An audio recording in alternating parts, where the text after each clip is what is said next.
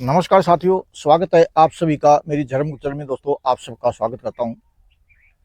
दोस्तों, आज हम बात करेंगे कि सर्दियों के अंदर हमारी फसल की बढ़वार रुक जाती है। हम कितना ही खाद डालते हैं, कितनी ही कोशिश करते हैं, परंतु फिर भी हमारी फसल की सर्दियों में बढ़वार नहीं हो पाती, ग्रोथ नहीं हो पाती। तो उसका क्या कारण होता है दोस्तों? सर्दियों के मौसम में हमारी ग्रोथ क्यों रुक जाती है? हमारे बहुत सारे न्यूट्रिएंट्स खाद डालने के बाद भी हमारे हर प्रकार के हमने खाद डाल लिया, फिर भी हमारी ग्रोथ नहीं हो पाती। उसके क्या मुख्य कारण होते हैं और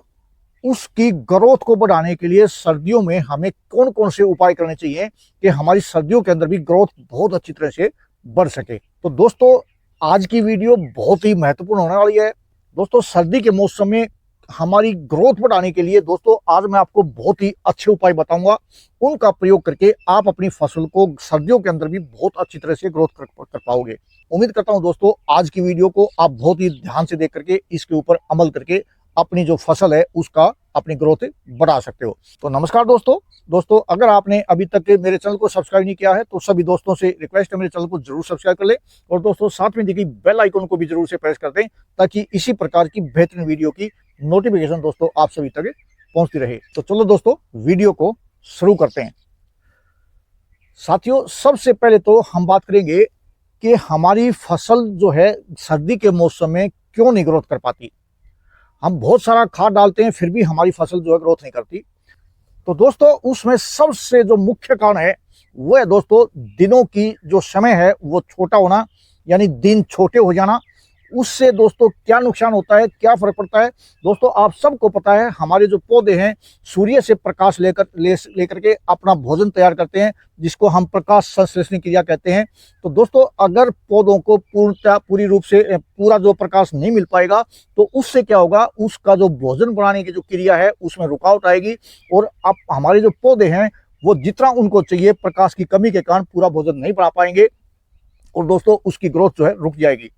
तो सबसे मुख्य कारण तो दोस्तों यही है कि उसके जो है हमारे दिन छोटे होने के कारण सूर्य का प्रकाश हमारी पृथ्वी तक कम पहुंच पाता है और उसका पौधा जो है पूरा अपना जो प्रकाश संश्लेषण क्रिया वो पूर्ण नहीं कर पाता। दूसरा जो मुख्य कारण है दोस्तों वो क्या है कि अधिक ठंड होने के कारण क्या होता है कि हमारे जितने भी जीवाणु हैं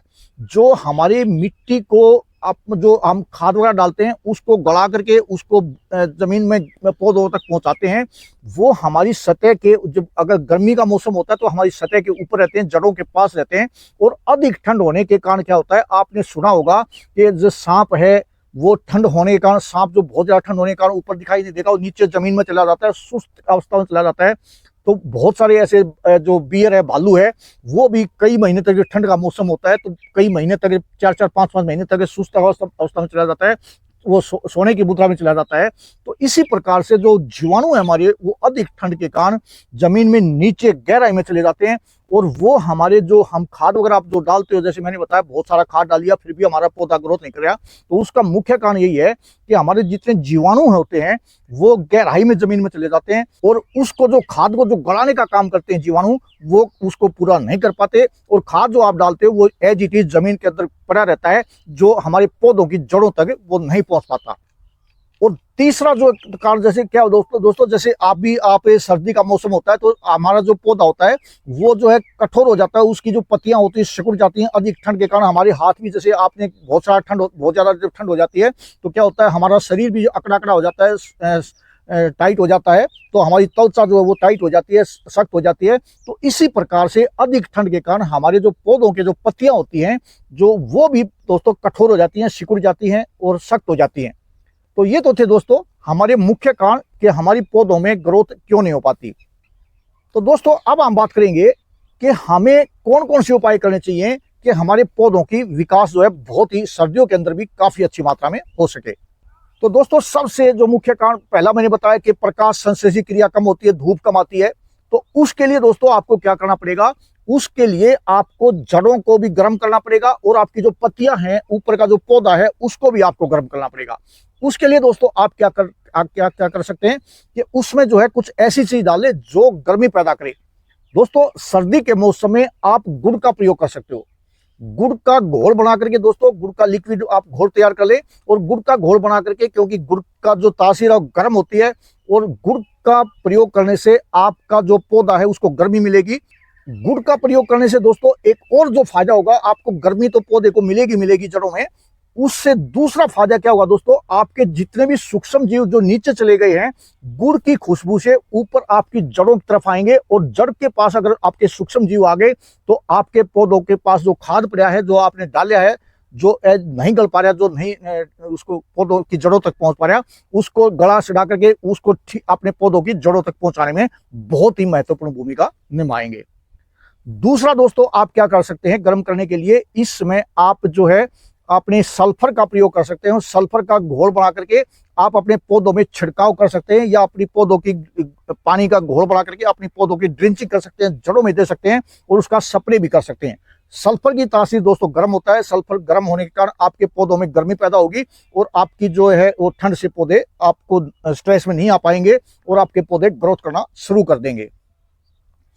तीसरा दोस्तों बहुत ही बढ़िया उपाय है कि आप जो है अगर आप रासायनिक खेती करते हैं तो मल्चिंग पेपर लगा करके, आप जो प्लास्टिक के मल्चिंग पेपर आते हैं उसका प्रयोग करके अपने पौधों में मल्चिंग कर दीजिए, ताकि आपकी जड़ों तक जो है ज्यादा ठंड ना पहुंच पाए, और जड़ें जो आपके पौधे की गर्म रहें, और गर्म रहेंगे तो आपकी नीचे पौधों की जड़ों के पास अगर गर्मी रहेगी तो नीचे से जो सूक्ष्म जीव हैं वो आपकी जड़ों तक रहेंगे, जड़ों के पास आएंगे,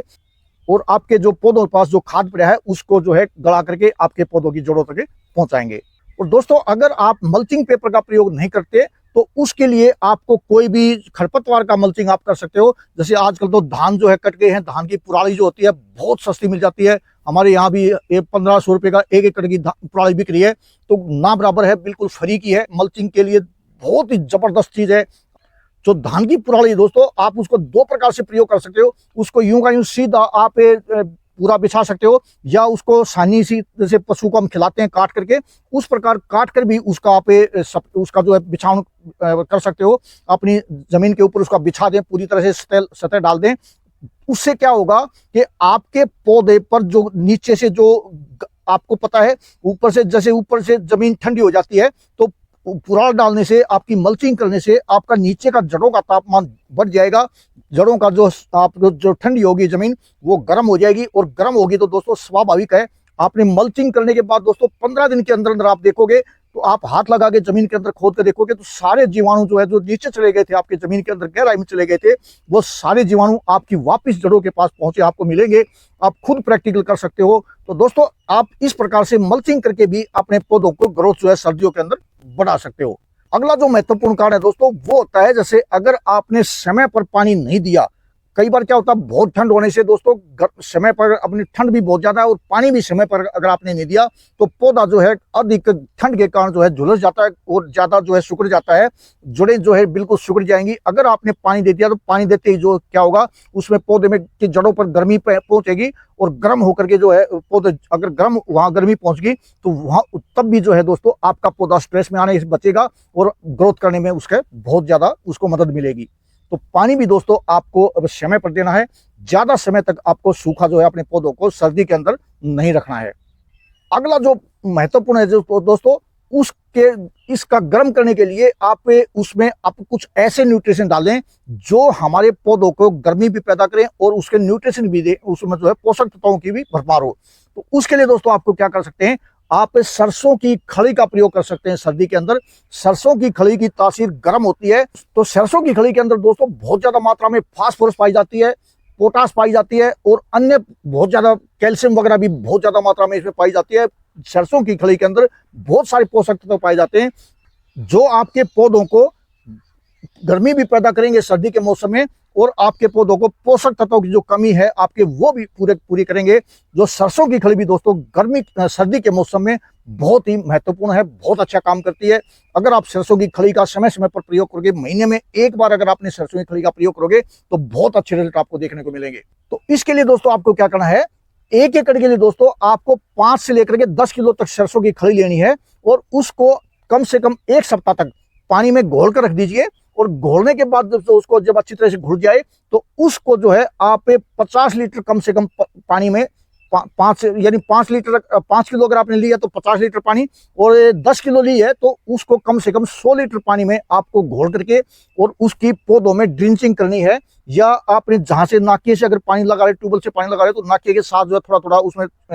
रिश्ता रहे, थोड़ा थोड़ा पानी उसमें छोड़ सकते हो। उस आपका कोई ऐसा प्रबंध करके जब टपके टपके जो है उसमें पानी पड़ता रहे और पूरे खेत में जो आपके सरसों का खली का पानी पहुंच जाए।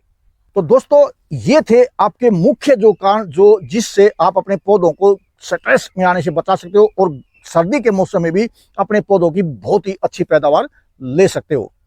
तो उम्मीद करता हूं दोस्तों मेरी आज की वीडियो आपको जरूर अच्छी लगी होगी। दोस्तों अगर आपको मेरी आज की वीडियो अच्छी लगी हो तो सभी दोस्तों से अनुरोध, मेरी वीडियो को अन्य साथियों तक भी शेयर करें। तो नमस्कार दोस्तों फिर मिलते हैं इसी प्रकार की एक अन्य बेहतरीन वीडियो के साथ। तब तक के लिए नमस्कार, जय हिंद।